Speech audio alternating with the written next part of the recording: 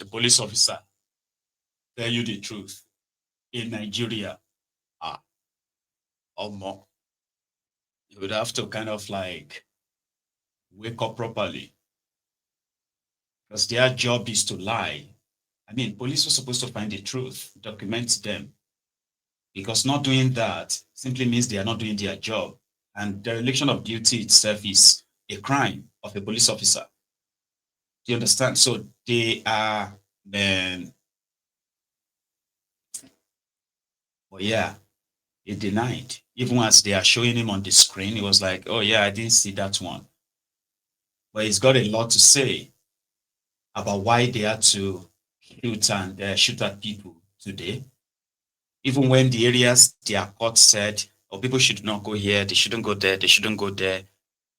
The areas that the court did not say people should not assemble, these guys still went there shooting and shooting to harm. So Maiyegun's Diary Political is a place where you can come back in 5 years' time, just like if you want to catch up on what happened during the NSAS, just like you are watching this right now, like as it happened, the day it happened and all that, right? In kind of like documented in the diary here. If you go onto Maiyegun's Diary Political and you search for NSAS October 2020 on Maiyegun's channel on YouTube, you can get some probably fresh, raw report on what really happened and how and what they did. I was actually very much raw then than now. Got me a lot of sanctions on YouTube because I was like, no, you can't be sharing that kind of video. Don't share that. You get what I mean? So we are going to roll back in a few years' time to this time or this period when these characters, the time, will likely be standing trial for their own atrocities, every one of them. But is that possible? 100%. Just give it time, right? That's why I continue to say they should keep pushing it. They should, in fact, continue to believe in their impunity of waiting I want to. You can't do anything. It's a good thing on its own because in their own supposed warped confidence, right, lies their own ruin or destruction. Yeah, we are tilting towards that. Now, going a little bit away from the protest or the protested ground, here is an old man who is a victim of this same thing we are talking about that, in fact, triggered and continue to fuel the acceptance of the idea of everybody should go their separate ways if this is what Nigeria will become for everybody. This is not what everybody signed up for. As much as our own ancestors were not really given that much a choice in this contraption called Nigeria, right? But still, I don't think there's any part where they agreed, right, that the time will come that a part of, a tribe, right, that is not to be part of this contraption they want to form, will rise up one day and they will have the license to kill with impunity across the country. And they will also have immunity from prosecution. And we would have no right, to do anything other than just to follow whatever it is they want us to do. Terrorists are killing people and they are demanding, they are actually rolling out conditions. They will kidnap people, collect ransom, kill some of them, do all sort of horrible things to others, right? And then they will still appear in the midst of government officials, security officials, and they will say they are doing peace talk with the terrorists. This old man was kidnapped about 2 months ago. These people have paid, they said they have paid over 10 million naira ransom. This was from a fellow local government area of Kwara State. After ransom was paid, the old man was released. He couldn't believe it. You know, if you watch this video, right, it's a very short clip, right?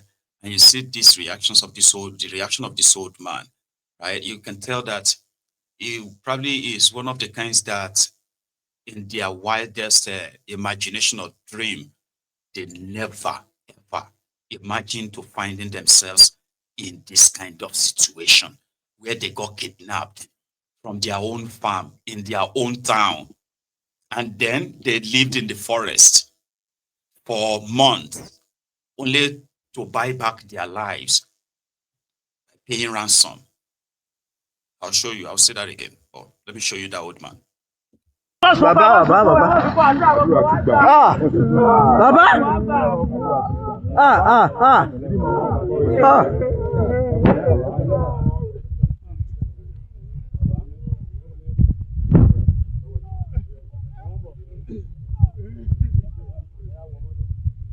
Ẹ̀wọ̀n bọ̀. Ẹ̀wọ̀n bọ̀ àwọn lẹ́sìn ọkọ̀ bàbá.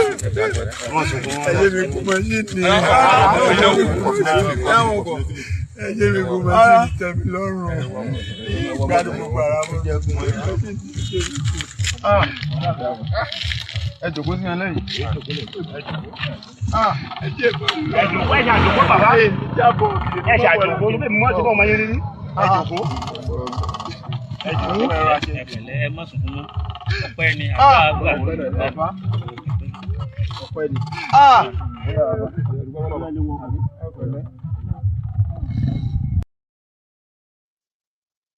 You get what I was trying to describe earlier? He was supposed to be happy. You know what I mean? He was supposed to be like happy. Say, oh, thank you. Thank you for saving. You know, that kind of a thing. No, he's broken inside. You know, sleepless nights where they have probably threatened to kill him. And he's been waiting for them to kill him. Somebody will never believe they could actually be in that situation. That is what Nigeria is. Until it happens to you, which I don't wish it on you. I don't wish any of that on anybody. It's one of the things that you should never even wish on your worst enemy. You have no idea. So the old man probably felt like,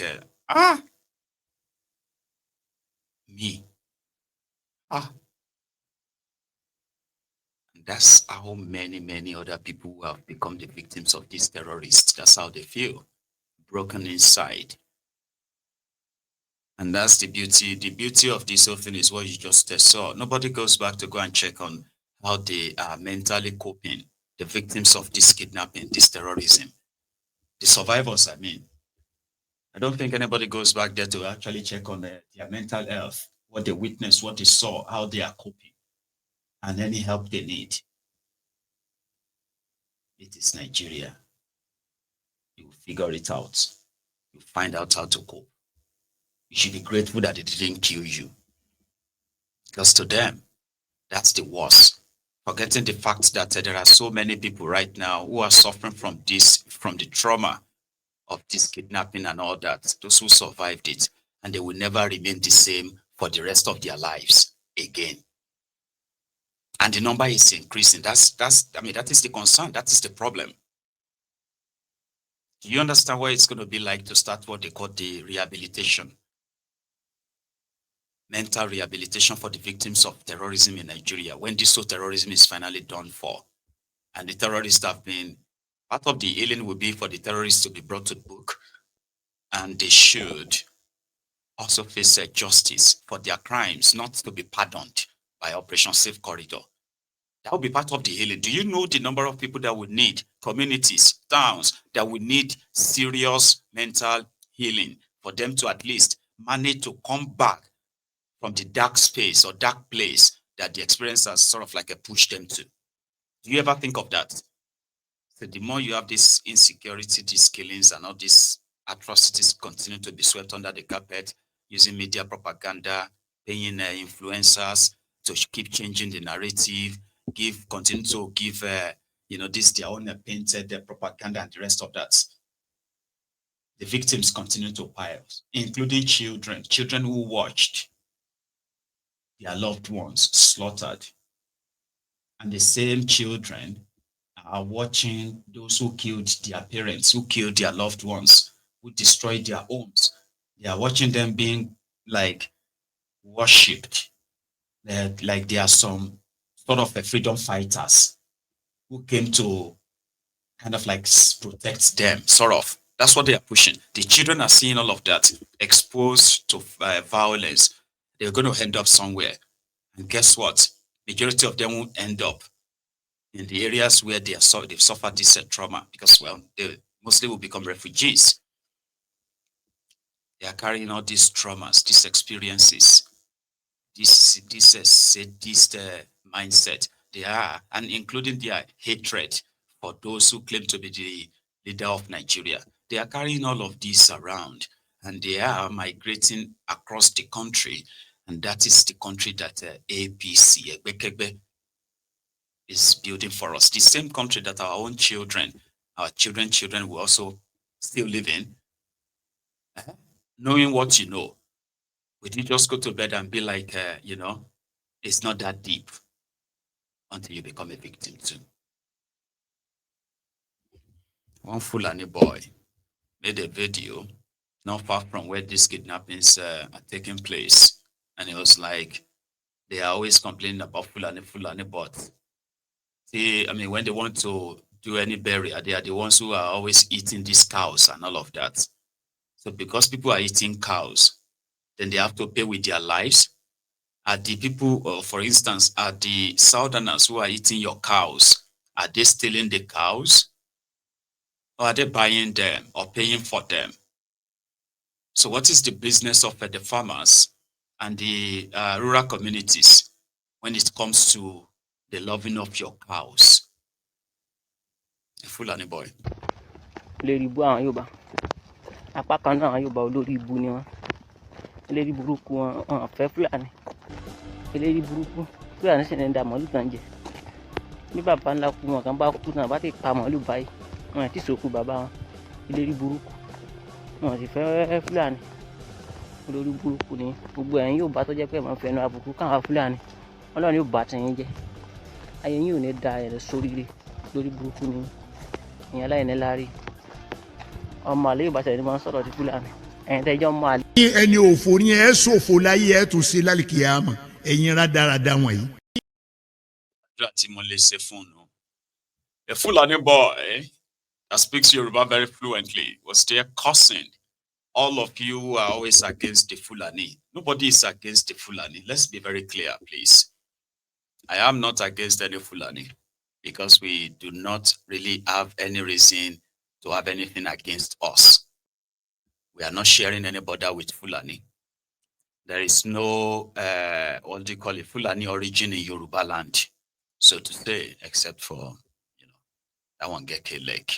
However, I have no reason to have, if the Fulani stays in the Fulani land and the Yoruba stays in Yoruba land, I don't have any reason to have anything against Fulani, but I have everything against the Fulani terrorists. Fulani terrorists that are kidnapping and killing the innocent people, being forced to pay ransom to buy back their lives. Those are the people we are talking about. And you only get upset or mad if you are a terrorist and you are also a Fulani. Do you get what I mean? Because there are some of you who are like a closet terrorists. Okay? You easily hide behind, they are profiling also. They are calling all, nobody is calling all Fulanis terrorists. But out of every 10 terrorists you see, right? 7 out of 10 terrorists you see, they put together, 7 of them are Fulanis. They have the largest army of terrorists in Nigeria right now. Not even the ISWAP, Lakurawa, Wolonto. No, there's another one, they call that one Wolontonto or something like that. They are based in Karibi. No, if you combine all these guys together, they do not have the number of the fighters that are currently massively distributed among these Fulani terrorist warlords. They are not rearing cows. These are guys who are walking about with war weapons, guns that, are supposed to be used during the war. So they are not Fulani as men. They are Fulani terrorists. So if you are a Fulani terrorist or a terrorist apologist, that's what you're going to turn it into. And I don't know why you are all calling Fulani terrorist. Nobody's calling Fulani terrorist. We are calling out the Fulani terrorist. We are not calling the Fulanis terrorist, except if you are a closet one, the one that is hiding his own, that appreciates these killings because you couldn't do it. A coward like yourself would rather hide behind your phone to either gaslight the victims of these killings, like you are doing right now, gaslighting the victims of the killings by trying to say calling out the Fulani terrorist means they are calling Fulani terrorist. No, nobody's calling Fulani terrorist, but not me. Or I have shared, not only that I have called out the Fulani terrorist, I have shown evidence of the Fulani terrorist here, including those ones who are not carrying guns, who are in different political offices, the terrorist enablers. I have shared them on this platform. So that people want to eat your cow does not warrant that they have to pay with their lives.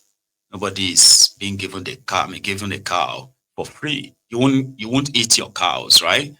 Sell them through the normal channel, not by coming with war weapons to then ask people to part with their lands, your land or your life. Who does that? The chief of army staff, Musa, said for every soldier that goes to the theater of war, especially in the northern part of Nigeria where they are facing the Boko Haram, that it is actually a failure for a soldier to go to the theater of war and not kill at least one Boko Haram. Make them your target in his new video. Getting more recruits into the system, both the Army, Air Force, Navy, and other paramilitary, will ensure that nobody stays more than 2 years. So that you come and do your own beat and go. And it is not just to come and sleep. You come and make sure you look for Boko Haram and kill. Anybody who comes to theater and finishes without killing one Boko Haram is not complete. So you must make sure before you go. Don't be so. That's the only way we can finish them. Look for them. They should not be looking for us. We should be looking for them. It's not to go and sit down and wait until they attack or we repel. No. We're getting more recruits into. Oh, talk. Nigerian military have been playing. Excuse me. They have been playing defensive against this murderous terrorist for a while, right? They have all it takes to wipe them out, but they won't do it because they are compromised. So Musa is telling them there that you have to kill one, you have to kill two, and the rest, you know. But why are they not treating the Fulani terrorists as Boko Haram terrorists?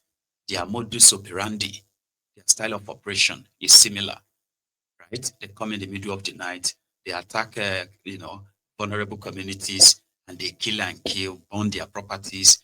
When they are done, they will even take some people for, for ransom. That's the modus operandi of the Boko Haram, nearly. So why are they not treating them like that? Or talk. That's what I see it as. So cutting down and killing Boko Haram and at the same time building a train that will bring more of them from Niger Republic doesn't sound smart to me. Okay. So the only project that Boko Haram started from scratch but didn't see to the end before he died officially is that Kano Maradi rail.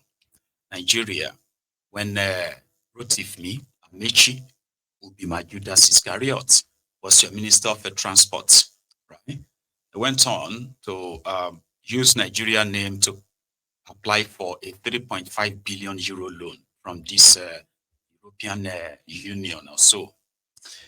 And the money was to construct nearly 1,000-kilometer long rail track from Kano to Niger Republic. I've been speaking on this for a while, and I've also been following it as well.